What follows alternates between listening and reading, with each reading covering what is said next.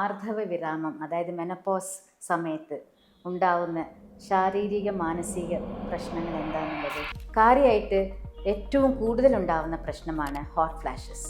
Hot flashes എന്ന് പറഞ്ഞാൽ പെട്ടെന്ന് ശരീരം അങ്ങോട്ട് ചൂടായി അമിതമായി വിയർക്കുക, അതിൻ്റെ ഒപ്പം ക്ഷീണം ഉണ്ടാവുക.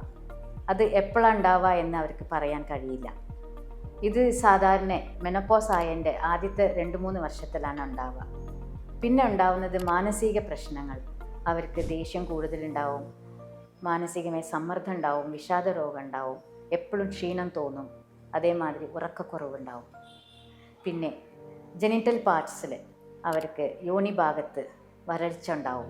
വരൾച്ച ഉണ്ടായ കാരണം കൊണ്ട് അവർക്ക് ലൈംഗിക ബന്ധത്തിൽ ഏർപ്പെടുമ്പോൾ നല്ല വേദന ഉണ്ടാവും, അവർക്ക് അതിനുള്ള താല്പര്യം ഉണ്ടാവില്ല.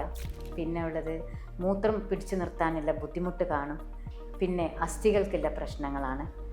അസ്ഥികൾക്ക് ബലക്ഷയം ഉണ്ടാവും, ഓസ്റ്റിയോപോറിസിസ് എന്ന് പറഞ്ഞ അസുഖം ഉണ്ടാവാം. എല്ല് ചെറിയ വീഴ്ചയിൽ തന്നെ എല്ല് പൊട്ടലുണ്ടാവും. അതേമാതിരി എല്ലിന് വേദന ഉണ്ടാവും, സന്ധികൾക്ക് വേദന ഉണ്ടാവും, പേശികൾക്ക് ബലക്കുറവുണ്ടാവും, അതിൻ്റെ ടോണൊക്കെ പോകും.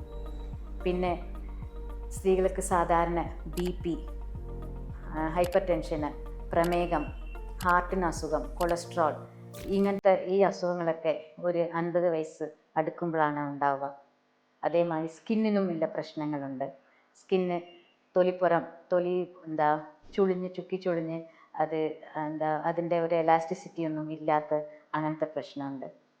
ഈ പ്രശ്നങ്ങൾക്ക് ഹോർമോൺസിൻ്റെ, പ്രത്യേകിച്ച് ഈസ്ട്രജൻ ഹോർമോണിൻ്റെ കുറവ് കാരണമാണ്. ഇത്രയും നിങ്ങൾ മനസ്സിലാക്കിയാൽ നിങ്ങൾക്ക് ഇതിനുള്ള പരിഹാരം കണ്ടെത്താൻ കഴിയും. നന്ദി, നമസ്കാരം.